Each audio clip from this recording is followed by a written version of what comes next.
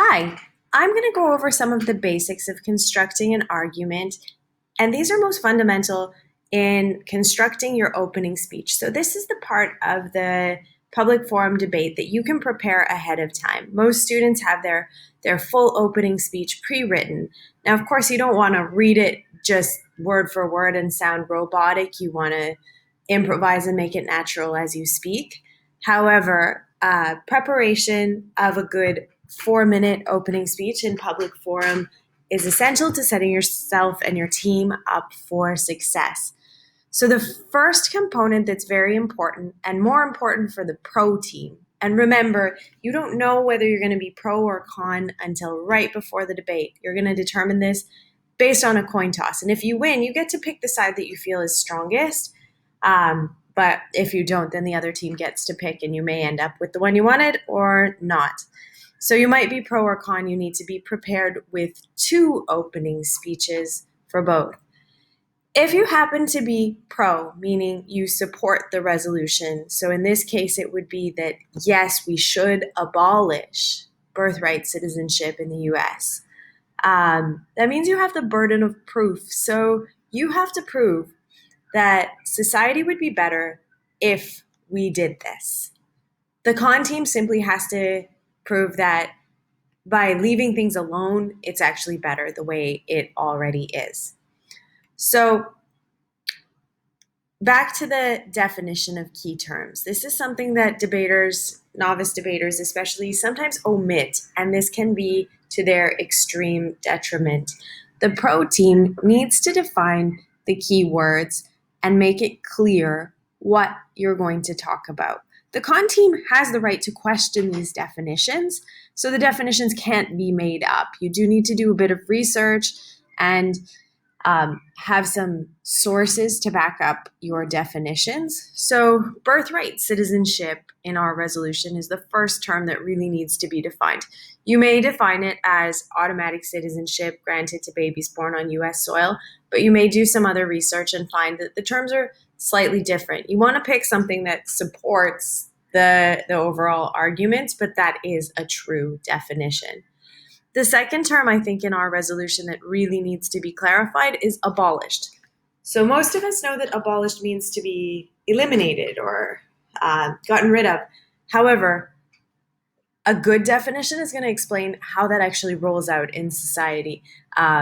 Debaters who define abolished clearly might even give a date. So it could be abolished as of January 1st, 2021, or let's say 2022, because that's passed, and no longer available after that. But anybody up to that date having a child on US soil, they get an automatic citizenship, so that people could plan. That's a more reasonable definition than right this minute, and probably sets you up for more success. Moving on into the argument. So you're going to introduce yourself briefly, you're going to define the terms of the resolution, and you're going to explain whether you affirm or oppose. So affirm is pro, oppose is con, and then you're going to go into your reasons why. So this is where the components of an argument and debate become very important. So the essentials are a claim, a statement being made, warrant, reason why it's true, and this is where you bring in your logos, your data, and the impact. Why does it actually matter? Claim and warrant are almost always presented by debaters. Sometimes they forget the impact, and this is also a detrimental mistake. You have the responsibility to convince the judge in a public forum debate that you made a more compelling argument. So let's go into these a little bit more deeply. First, your claim. It's a bit simpler than you think. This is the big overarching statement. We affirm the abolition of birthright citizenship in the United States, or we oppose the abolition of birthright citizenship in the United States. You can go into why a little bit if you like, but that's going to come in your contentions. These are the supporting reasons, and these in a debate are what will persuade the judge. So, on to contentions. Contentions are essential. They're your supporting reasons and they need to be very well researched. Most opening speeches present 2 contentions deeply. You may successfully do up to 3, but don't try to have a laundry list of 8 contentions because you won't even scratch the surface and it won't be effective. You have only 4 minutes. After 4 minutes, a timer will go and you will have to stop talking. So, an example of a contention could be birthright citizenship allows parents to shop for citizenship in a nation that they have no allegiance to. So, this would be a contention in favor of abolition because it's saying that this is not an ethical way to grant citizenship. Citizenship should have to be earned. Just by being born, you haven't earned anything. Another contention could be the US is a meritocracy that all people around the world look to for opportunities. A baby emerging from its mother's womb hasn't yet earned a place there like applicants with accomplishments to highlight. So these are just arguments that you could present in favor of abolition of birthright citizenship. You need to think of your own original ideas. I'm going to really stress that it's not a good idea to go and search what are reasons why birthright citizenship should be abolished. You need to learn about birthright citizenship. Use some of the resource links that we've provided on the website and make those conclusions yourself. Because the stuff you can Google, everybody else has thought of it. It's not original. It's not going to win your debate. Okay, moving on to how we support these contentions. Warrant refers to evidence. It's important to have it from credible sources. Please don't cite Quora or Wikipedia.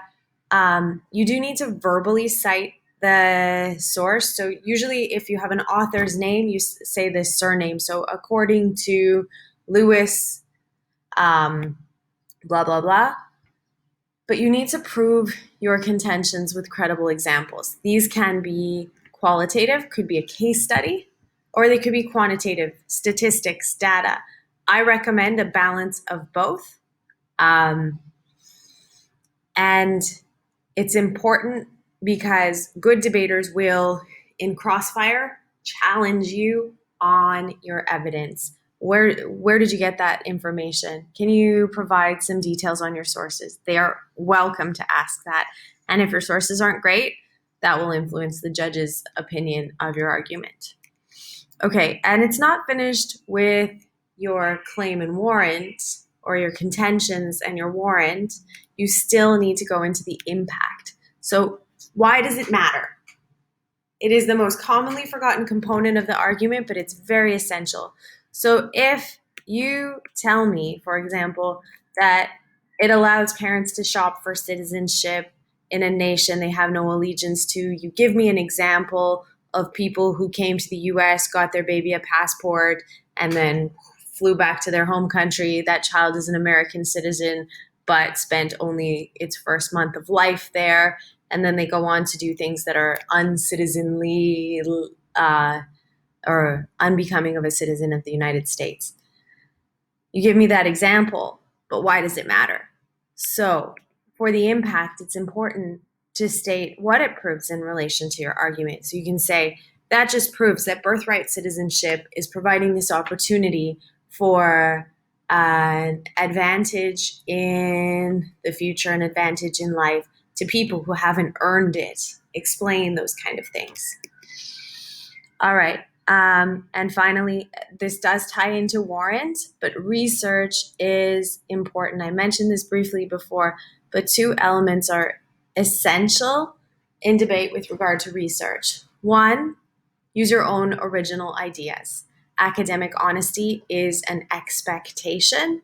And we're not reading a paper here, so it's hard to tell when you're quoting, and that's why it's important to mention the author of the source. When, in the absence of an author, cite the organization you got it from or the title of the study. But it is very important that you use your own original ideas, that you didn't search up other people's arguments, because they're never going to be as good as yours, and that you cite your sources verbally. We'll provide some links to sources on our website. I encourage you to check those out. And there is a resource that goes into these elements of an argument, as well as an outline for an opening speech, available right here on this website too. So I hope this is helpful. Please contact the SSIS Debate Club if you have any questions. Thanks. Looking forward to seeing you debate.